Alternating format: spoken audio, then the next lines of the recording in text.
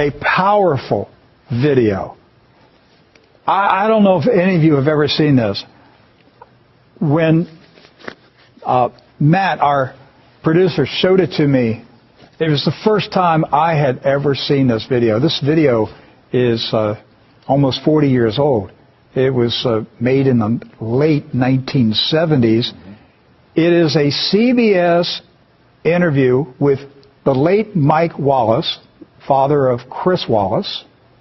Right? And Mike Wallace is Jewish.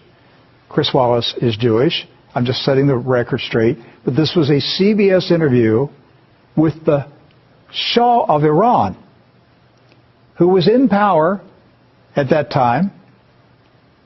And he made some comments about the power of Israel in America. This is, again, the 1970s.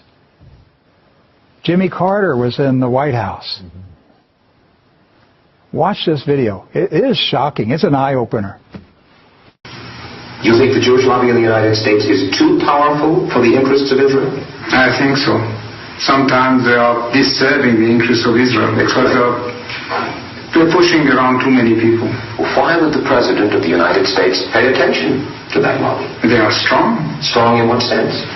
They are controlling many things. Controlling what? Newspapers, medias, Your Majesty. banks, finances, and I'm going to stop there. Well, now wait just a second. You really do believe that the Jewish community in the United States is that powerful? They make the media reflect their view of foreign policy? Yes. They do not report? We do not report honestly? Don't mix things, please. I don't say the media. I say in the media they have people. Not the entire media. Some newspapers will only reflect their views, yes. No. The New York Times, for instance, is owned by the Sulzberger family, who are Jewish. Are you suggesting that the New York Times is biased in its treatment of the question of Zionism, Israel's existence, the United States' relationship with the Arab world?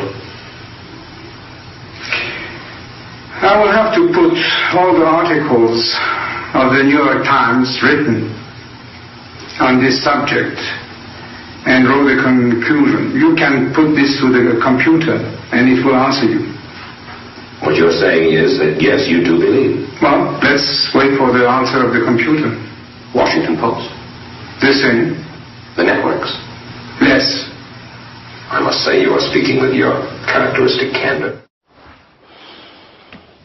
The Shah of Iran, 1976. Did you notice how nervous he was? On CBS News, he was nervous because of what he was saying. What happened to the Shah of Iran? 1979, he was removed. The revolution. What happens when you challenge the regime? They have a revolution. That's what we've been talking about. You go up against the system, you have a revolution. So Iran had a revolution. They had the revolution because of that interview on CBS News. They made a decision. He's got to go. He challenged us. He dared to out us. I'm going to tell you what's going on right now. Now, I'm directing this to YouTube because my staff just notified me while that video was playing that YouTube is suppressing our feed right now. We've been dealing with problems with YouTube recently, and they're shadow banning us right now. We typically have 1,000 people watching the live feed. Right now we have 12. Okay. Typically we'll have anywhere from 8 to 15, 20,000 people who will watch the video on YouTube after it's posted for a video on demand.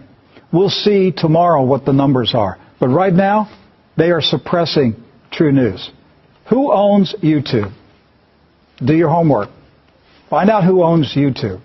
Follow the trail. You cannot criticize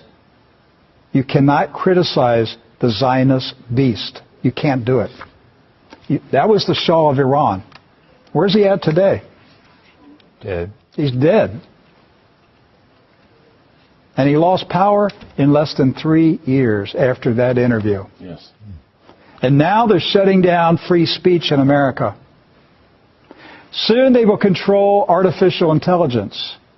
Isn't it interesting that the Shah of Iran told Mike Wallace in 1976, put it in the computer? Had you ever heard of anybody in 1976 say, put it into the computer, see what the computer says?